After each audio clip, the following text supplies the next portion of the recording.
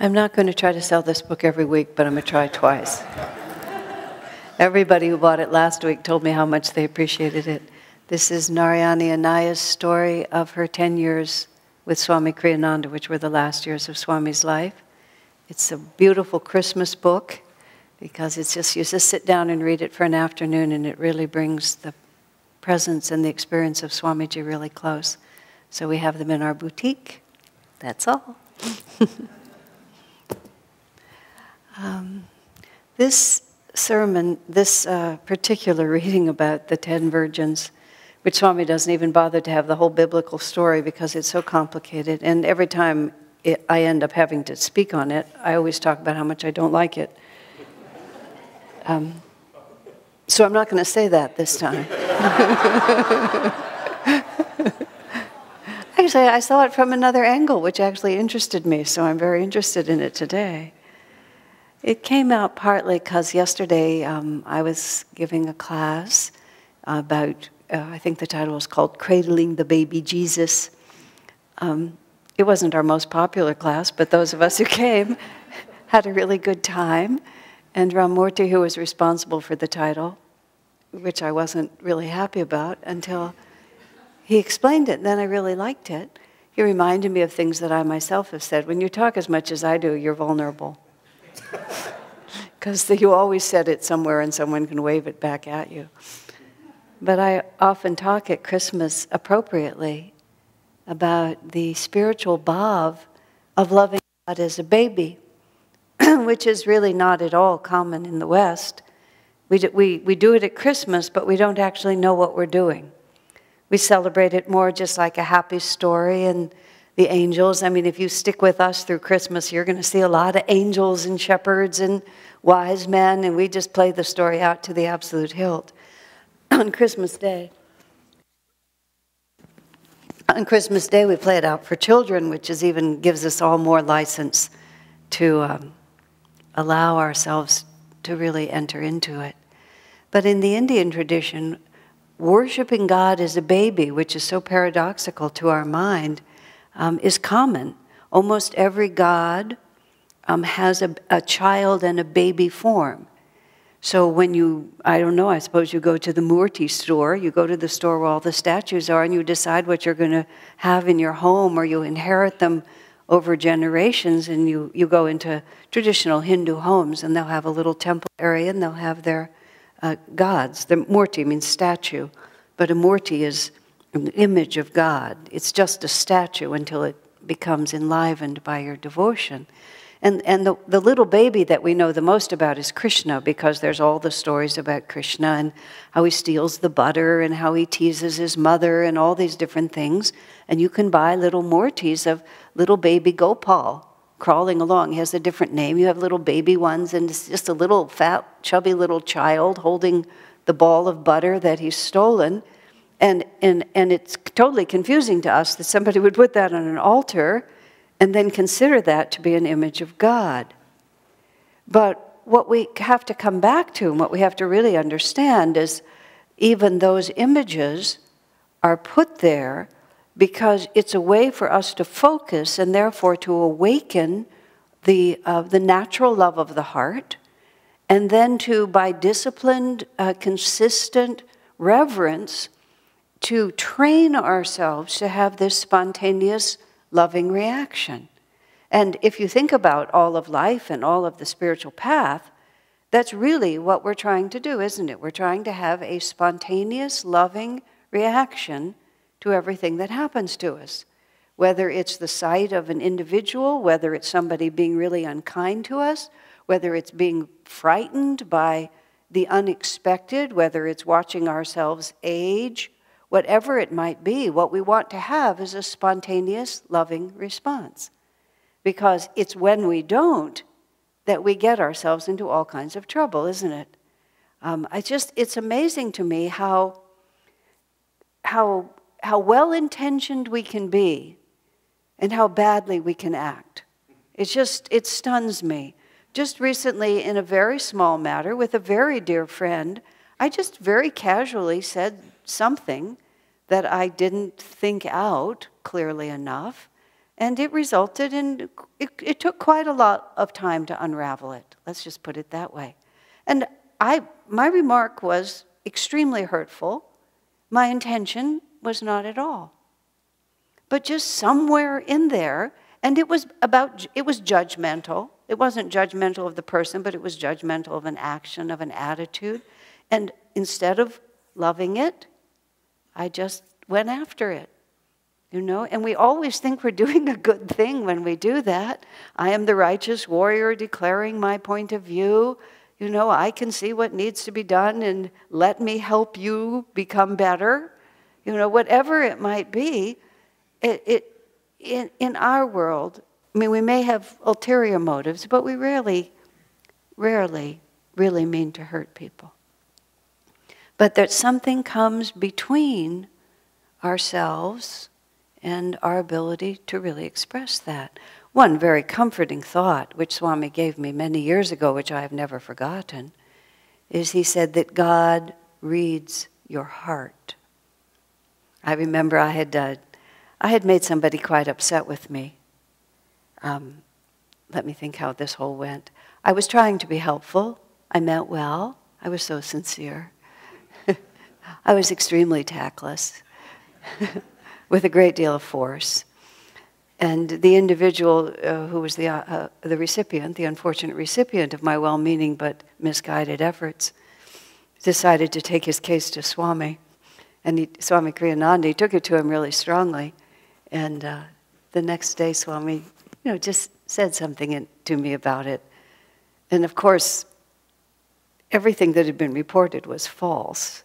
But it didn't matter. I was still in the wrong. And I resigned at that point from the ministry. My resignation was not accepted, but I just had it. I'd had it with the contradiction between the sincerity of intention and the way it's always received. And Swamiji's answer to me was extremely important. He said to me, you are responsible for your intentions. You are not responsible for how people receive those intentions. Because you can't always control. But you can control what the first impulse of the heart is. Now the problem is, sometimes the first impulse of the heart is, if you were better, then I would be happier. And even though there's an element of goodness in it, there's also this profoundly misguided idea that the world owes you something. That somehow it's supposed to be a certain way. And we spend almost all our time. Swamiji has commented sometimes about the vibration behind certain accents. And he went through a whole cycle of different countries and how they speak and so on. But the Americans, he described an American accent, American speaking English. If you're just wandering around the world and you hear an American speaking English, he said that the national consciousness is outraged innocence. That was his words. Just outraged innocence. It all ought to be like we want it to be. And this is a very fine quality also, but there's just that feeling that the world owes us something. Now, completely contrary to this, well, let me just go to one more piece of this. What happens when we have such a even righteously intended point of view about how things need to be is that we tend then always to be weighing and measuring. And in fact, the word Maya, which we tend to translate as delusion, actually means the measurer, the one who measures. Because Maya is always measuring. Delusion is always weighing things in the balance. Is this the way it's supposed to be? Is this the way it's not supposed to be? Is this what I was supposed to have done? Is this what I'm not supposed to have done? Are they behaving the way they should behave? Or are they not behaving the way they should behave? Should I actually be aging or should I be eternally youthful? Whatever it might be, it's just always weighing and measuring it. And that's the delusion. Because the eternal nature in the affirmation we were doing today, when everything changes, we should always stand changeless in the midst of that. When she was saying that, I thought how interesting that thought would be. To really just watch your life go on around you, but not actually ever really allow yourself to be defined by that. That was Swami Kriyananda's attitude, which was why he was able to manifest so many remarkable attitudes, including this capacity to concentrate, this ability not to be impatient, and this kind acceptance of the reality of people. Because he was never taking this world and cutting it up and saying it should be different than this. It's just is what it is. And we start from what it is. He often talked about, the most essential quality for success in this world is to be able to just see things as they are and work from that. And yes, we can then mold, make destiny different, make success, manifest out of nothing, change ourselves enormously. But it has to begin from an honest position of where we are. I remember this man, this Norwegian man whose name escapes me. You probably know him, the Norwegian man who was with Albert. That was his name. I've been trying to remember his name for about 2 years. Albert, that was his name. I looked at Ramurti and Sita because they knew him. He was I believe Norwegian, and he was a sailor, and in the off-season he would come and stay at Ananda. He was absolutely wonderfully selfless, and he would just do whatever was asked of him. But I remember that we had a choir. He didn't sing very well, but we didn't have that many singers. And to make it worse, he had a low register, but he insisted on singing tenor. And the reason was because the choir needs tenors. That was his word for it. So he would sing in the tenor section badly, But he was serving because this was what was needed. And he was, you didn't even want to take him out because he was so marvelously wonderful and so utterly misguided. You just didn't know even where to begin with him.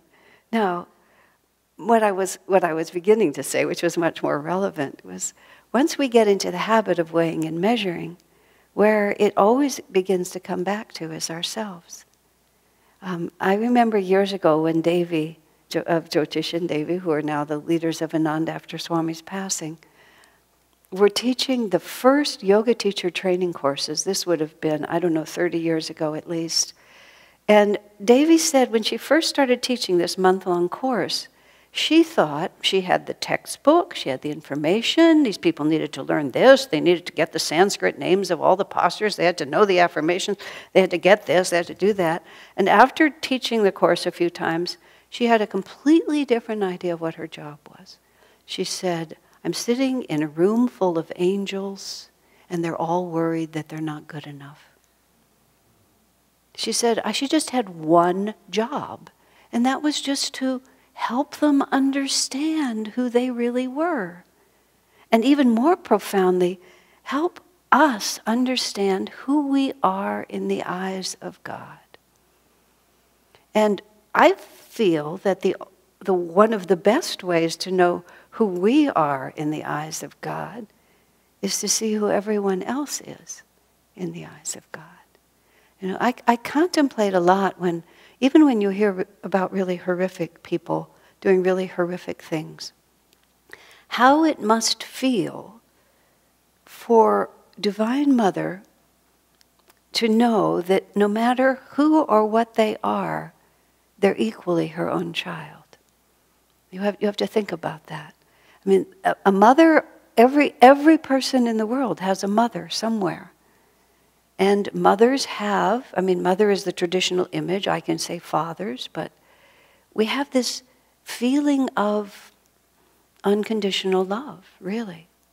What happens to us at Christmas with the baby is that we all begin to be able to sort of touch in that freedom that a baby gives us. Because a baby doesn't weigh and measure. Babies are just, marvelously indifferent. I remember my dear friend with one of his little boys sort of just he was in our house and he was going up the step with the baby, and how the babies just spontaneously whatever they've eaten, You know, and he's carrying the baby like this, and the baby throws up all over the back of his shirt and throws up all over the stairs and the carpet, you know, just like that. But what I enjoyed the most was how completely unconcerned the baby was. You know, it's like, here I am, and what's going to happen now is my breakfast is just going to come back out again. And it didn't mean anything to him that it happened. And I was thinking about just how we're not so different, are we? Oh, here's some little childhood trauma, and I'm just going to throw it up on you, you know? It just comes out of us. Just myself the other day with my just casual little remark, just without a moment's hesitation. I just thought, oh, I think I'll just give something awful to you. Why would I do that? I don't know. It seemed like a good idea at the time. But what we have to do is just train ourselves all the time. Now, these poor little virgins wandering around with their little lamps with nothing in them, you know, it's just such a complicated story. And then the bridegroom comes, and then they go out, and they're shopping, and maybe the clerk was inattentive, or the first store they went to wasn't there, and then they had to go to the next one, and they were looking for organic oil, and there wasn't organic oil. I mean, you know, just like, what kept them? Why couldn't they just get the oil? You know. But what we're talking about is that they just were going through the motions. There was no sweetness in their relationship to God. And that was their failure. There was no sweetness in it. They'd forgotten what this relationship is really all about. And they were still carrying their little lanterns around, but there was nothing in it that made it actually light. And the reality of all of us is we have this infinite potential to care about each other. You know, we are perfectly capable of perfect love. It's really, it's wonderful to just sit inside your own self and imagine, what would it be like really to love everyone? I was with Swami at Disneyland once.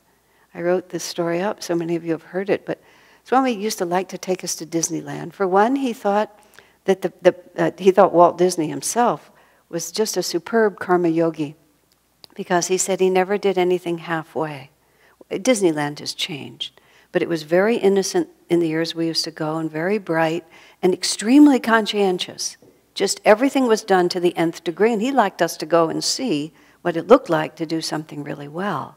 It was also imaginative and lighthearted, and he would take crowds of us there at different times.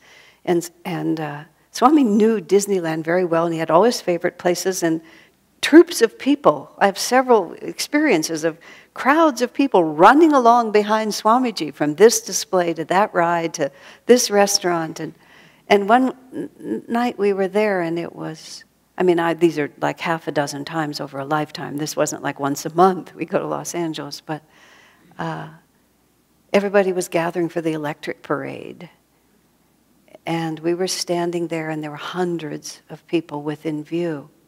And I just remember Swami just turned and said, imagine not only loving all these people, and we sort of looked at all these people with their babies, and he said, but being every one of these individuals. And then he said, that was Master's consciousness. He was inside every aspect of creation. And Swami just sort of said that, and then this elevated mood just infected all dozen of us who were with him. And we sat down on the sidewalk right there to meditate. And this whole crowd, we just meditated until the light things were coming in front of us. And then we sort of came up from this meditation. We were all surrounded by people, but this whole crowd, we had just been sitting there. And it was chaotic and noisy, but we were absolutely silent in our meditation, because everything going on around us was the experience of the divine. Because of just that simple thought of Swami, this is not separate from me. It's not that I try hard to love all these different people, some of them quite icky or anything like that. It's merely that I look out, and what I see is I just see the same power of spirit that's moving in me. I mean, these are marvelous exercises when you're just driving down the road. I was coming in today, and this man was walking across El Camino. My car was stopped. He's coming across El Camino. He's wearing flip-flops, which made me think maybe it was warm enough for me to ride my bicycle instead of driving my car. And then he's sort of in a jacket like this, and he has some can in his hand, the label of which I can't see. I suspect it was not soda. He has a cigarette like this, and he just kind of moving across. And I just sort of looked over at him, and I thought, perhaps you should have reconsidered what you did last night. But I was also just watching him, and I was just trying to think, there is no less divinity manifested in this man than there is in the masters. All are equal. This is what we say at the end of the Festival of Light every day, light every week. All are created equal, not just Jesus Christ, Lord Krishna, but even those who have sinned most greatly. This man did not look like he had the energy to sin greatly. I think he sinned modestly. But I looked at him and I thought, we don't need to have a punishing God. It's just not necessary, because his experience of his own actions is sufficient. And I began to think about myself and all the rest of us who are over-conscientious about whether we're doing the right thing and all of these different things. And then we imagine that God is as small-minded as we are. But he doesn't need to punish us. He doesn't need to think ill of us, because our own actions are sufficient. And by that, what I mean is the contrast between the sweetness of love and acceptance and the small-mindedness that we accidentally express. That contrast is punishment enough. And that's really how God guides us. He doesn't guide us by edict or by anything like that. We ourselves separate ourselves from our own potential joyousness. And after a while, that becomes agonizing. There's a scene in the movie about Saint Bernadette of Lourdes, who had the vision of Mary. And whether or not the scene is true, I don't actually know, but it could be true. And she's toward the end of her life. She died young. I don't know if this was her actual deathbed or one of her 3 or 4 almost deathbeds that she went through. But she was so unhappy because she was remembering when their family was very poor, and her mother had made some kind of soup out of just whatever bits of food they could find. And she hadn't appreciated her mother's effort. And she was feeling so much pain in her heart, remembering the pain she had caused her mother. Now, of course, one hopes not to be trapped by such thoughts on one's deathbed. But I thought to myself, when I remember seeing that scene, which stayed in my mind so vividly, once we begin to realize that we don't only love everyone, but we are everyone. Just the least suffering that we just cause it to ourselves. And the contrast between the joy of loving and the pain of causing pain, that's all we need. And you have to understand that Divine Mother rejoices when we begin to understand. So we have this idea that once we've uncovered a flaw, we're so embarrassed. We don't want anyone else to know. We don't want God to know. We feel it's just made us completely unworthy. But I remember when I had this terrible negative attitude toward this person, and I really thought I had overcome it. But what had actually happened is I didn't have to see them anymore. And so circumstances allowed that we could be together again, and I overestimated my freedom and put myself in close proximity, which took about 4 minutes for me to just completely lose all good attitude. It was awful. And as it happened, I was riding in the car with Swami, and I was so upset about it. I was weeping and I was beside myself. You know, I'd been working on this for so long, and I thought I was free. Swami's attitude was so casual. Well, he said, you thought you had overcome it. You weren't putting out any energy to overcome it. And just so simply said, now you know, like that. And I mean, all this other cascade of things was happening now that I know. But when he said it like that, I thought, well, in fact, now I know. And that's really good news, isn't it? Now I know. And for those who are helping us, who believe in our goodness because they don't just love us, they are inside of us. It's just like something goes wrong and they say, well, now you know. Now you're absolutely miserable because you've made such a mess of it. You know, I've just been watching you this whole time. You think the Guru doesn't watch? You think God doesn't know? Of course he does. And when he sees you fall apart, then you know the poor man with his beer can and his cigarette, you know? It's like, okay, was that really a good idea, what you did last night? Or maybe there's a better way to spend Sunday morning than this? But she's just delighted. And if maybe you didn't learn it today, maybe you'll learn it next week. And if not next week, then next incarnation. And if not that one, then we'll do 50 of them. Because Maya measures. God is always the same. And it's no small challenge to live there. But it's the only challenge worth accepting. Because otherwise, the fruit is our own misery. And really, who wants any of that? And who wants to be the instrument of that for anyone around us? It's not enough merely to love each other. We have to realize that we are. You know? And she and he, and they're all with us. And it's all just the same. You know, Christmas is a time out from delusion. And the more profoundly we embrace it, the more it will stay with us forever. God bless you.